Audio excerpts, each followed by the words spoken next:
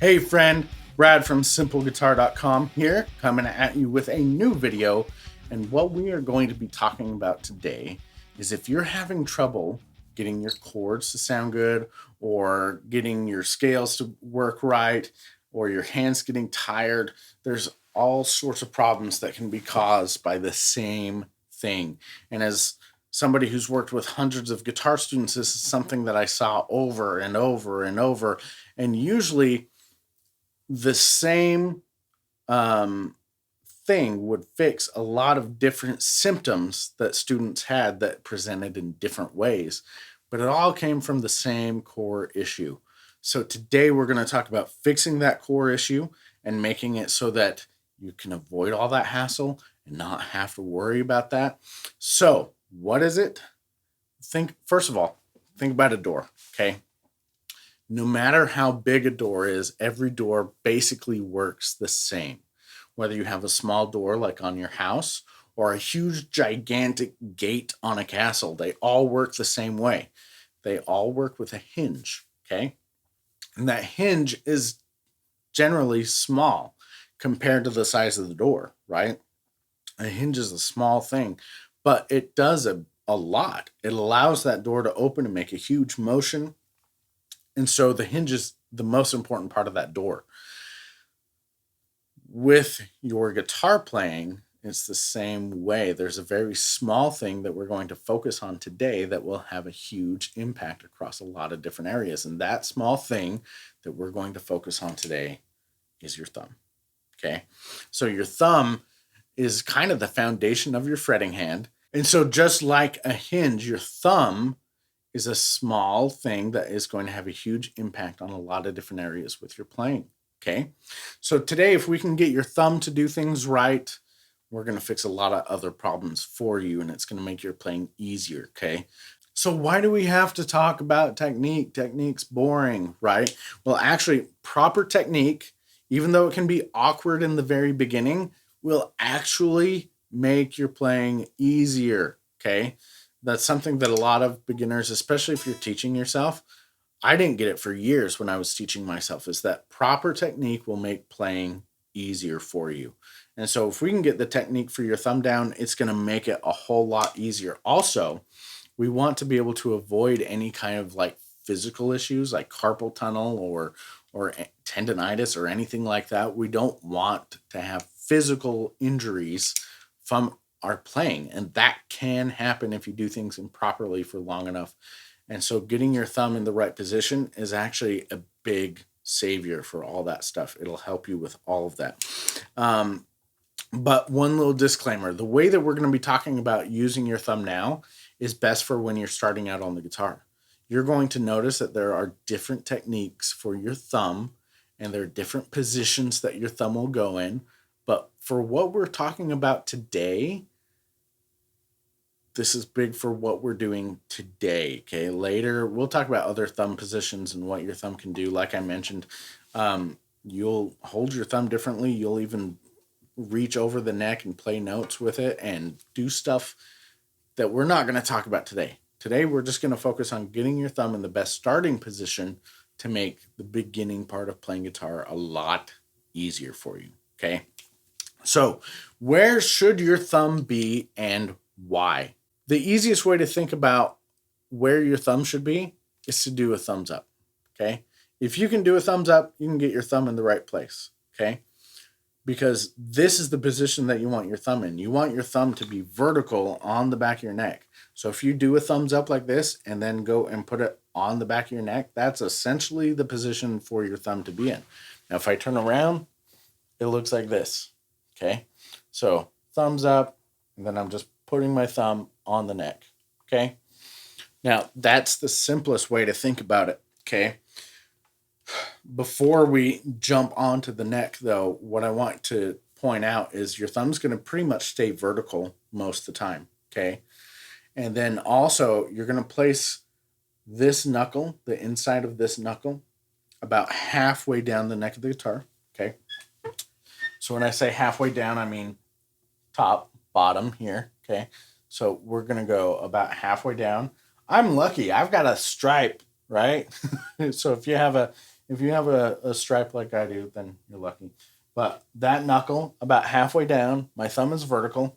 And then when I bring my hand around, okay, and I'm going to see if we can get this, my thumb is going to sit about right behind my second finger, my middle finger, okay? So whenever you're playing, your thumb and your middle finger are basically going to be in conjunction with each other because where your middle finger is going to be right behind where your thumb goes. Does that make sense? That's the basics of it. Okay. If you have questions about that or you want some more detailed pictures, put a comment down below. I will take more detailed pictures and post them up for you if you need to. That's not a problem. Okay. Once your thumb is in the right position, here's a big important thing for you to understand though. Your thumb is not glued to the neck. Okay. Your thumb, as you play the guitar, your thumb is going to move. Okay. Now your thumb can actually move up and down the neck this way. Okay. And it can move across the neck this way. But if you're doing this, you'll notice that I'm pretty much staying, my thumb and my hand are all moving as one.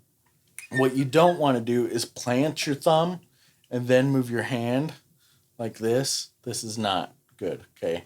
Don't do that. You're going to cause problems. It's going to be uncomfortable. Just let your thumb move with your hand, okay? Whether it's up or down like this, okay? It can do that, or it can go all the way across the neck, okay? So if you're doing that, if you remember that your thumb isn't static, your thumb isn't glued in one place, that's going to make your life a whole lot easier, okay? So if you're playing scales, your thumb, as you're playing on your lower strings, your thumb will be higher on the neck. And then as you go down to your higher sounding strings, your thumb will be lower on the neck and it'll traverse this way, okay? But as you're playing different chords and stuff and changing positions, your thumb just moves with your hand, okay? So that's the big thing to think about. Now, how do you fix this?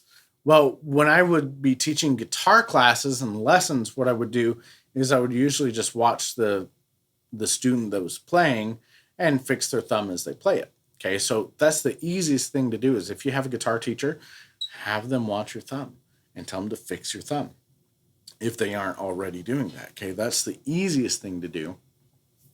If not, though, if you're working on your own, what you can do is, one, set a timer on your phone. Set it for like 1 or 2 minutes to remind you to check your thumb position. Okay, because if you're playing chords or something like that, see how your thumb needs, if your thumb is in this position, so I got my thumb behind my second finger about halfway down.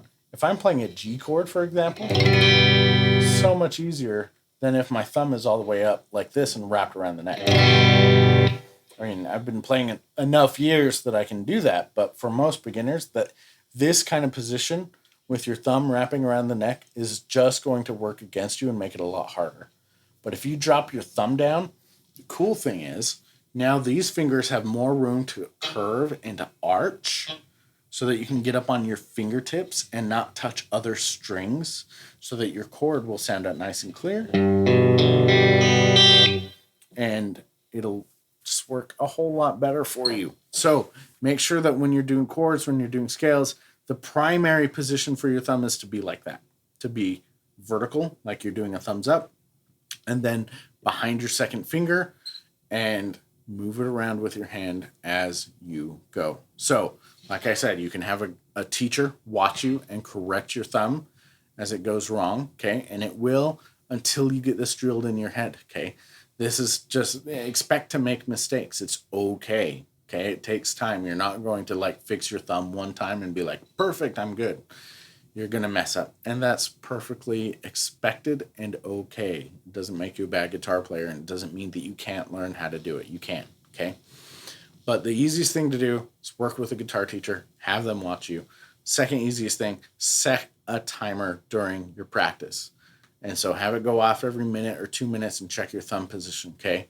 You can even just like video record your practice and watch back too. You could set up a camera on your thumb while you practice, and then when you're done, go back and watch and see what your thumb was doing and where to fix it, and that'll help you out. Consciously thinking about it is going to put your attention in the right place for you to take action and get the results that you want to get. I hope that after this video, you're going to start to pay attention a little bit more to where your thumb is and what your thumb on your fretting hand is doing, because it is so important. It affects everything else that your fretting hand does. Now, if you want more good stuff like this, I'm coming out with these videos weekly for you, but you can go to my website, simpleguitar.com, and there I have a free guide for you. It's called the Top 10 Things to Learn on Guitar First, and it's absolutely free. So go download the guide, and then I will send you more awesome content like this.